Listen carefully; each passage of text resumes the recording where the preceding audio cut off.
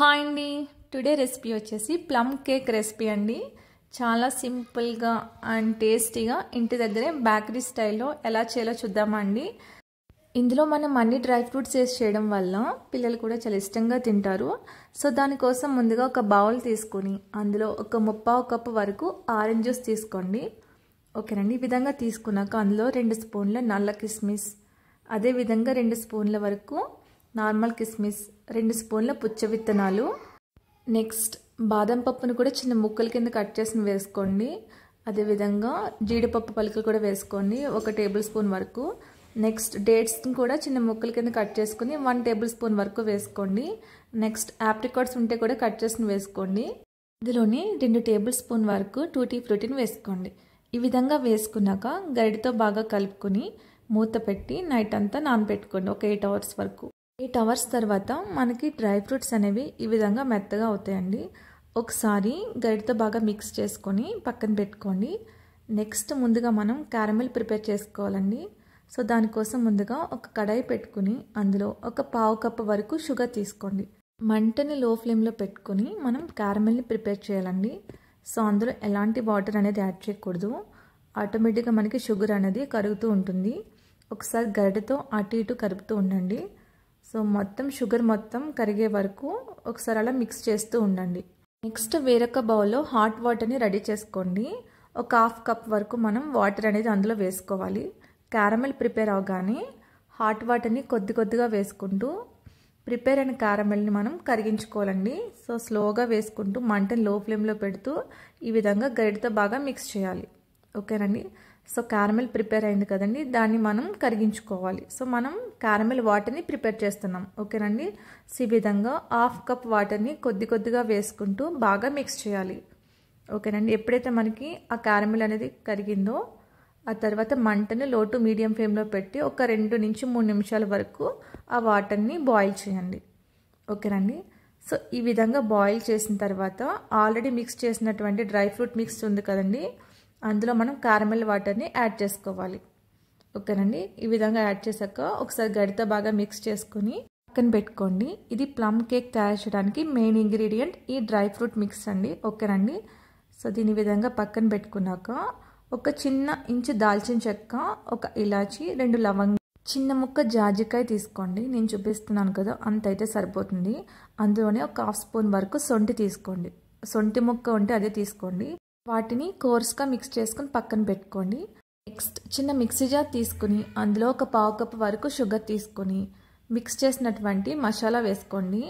Next అందులోనే ఒక 1/2 cup కన్నా కొంచెం తక్కువ ఆయిల్ వేసుకోండి. ఒక 1/2 కప్ వరకు పెరుగు తీసుకుని వాటిని మెత్తగా మిక్సీ పట్టుకోవాలండి. చాలా స్మూత్గా మిక్సీ అనేది పట్టుకోవాలి. ఓకేనండి. ఈ విధంగా మిక్సీ పట్టిన వాటిని ఒకసారి స్పూన్తో ఒకసారి బాగా కలుపుకొని చూడండి. ఈ విధంగా మనకి స్మూత్గా రావాలి. ఇలా వచ్చిన వాటిని ఒక బౌల్లోకి తీసుకోండి. ఓకేనండి. సో ఈ విధంగా తీసుకున్నాక ఒక జల్లెడ పెట్టుకుని అందులో 1 కప్ వరకు మైదాపిండి తీసుకోండి. ఓకేనండి.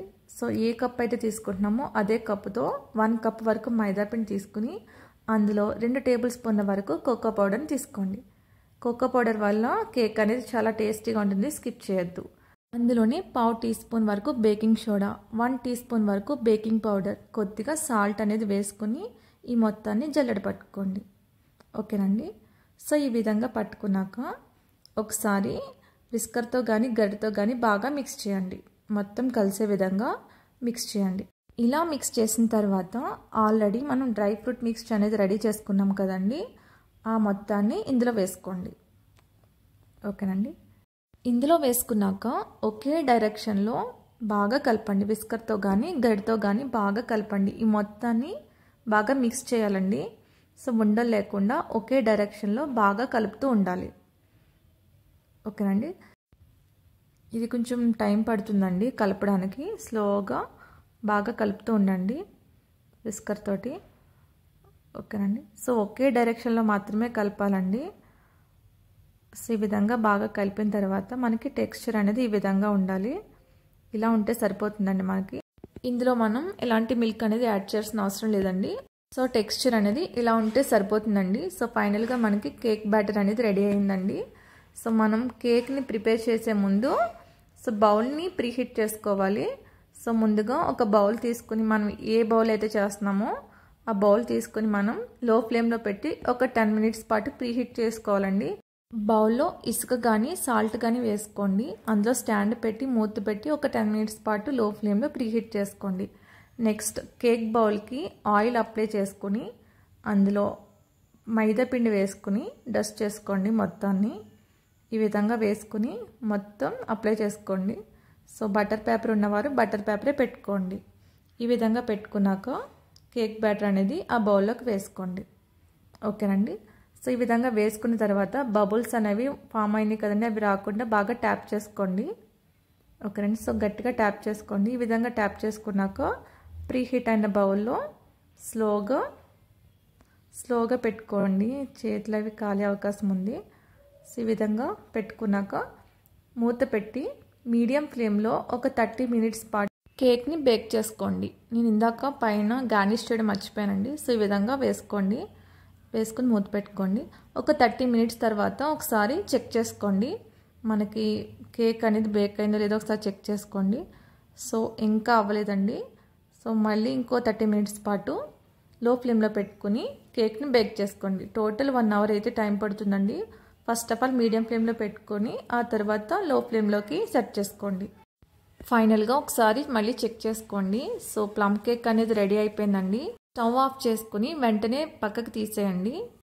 కేక్ పైన మూత పెట్టి చల్లార్చుకోవాలండి. సో చల్లారిన తర్వాత మాత్రమే ఈ విధంగా కట్ చేసుకోవాలి. నేను చూపిస్తున్న విధంగా చాక్తో ఈ విధంగా అంచుల్ని రిమూవ్ చేసుకోండి. ఓకేనండి. సో ఒక ప్లేట్లోకి తీసుకుని టర్న్ చేయగానే మనకి ట్యాప్ చేయగానే వెంటనే మనకి కేక్ అనేది డిమోల్డ్ అవుతుంది. సో తప్పకుండా ట్రై చేయండి, చాలా టేస్టీగా ఉంటుంది. ఓకేనండి. సో వీడియో నచ్చితే లైక్ చేయండి, షేర్ చేయండి, సబ్స్క్రైబ్ చేసుకోండి ఫ్రెండ్స్. Thank you.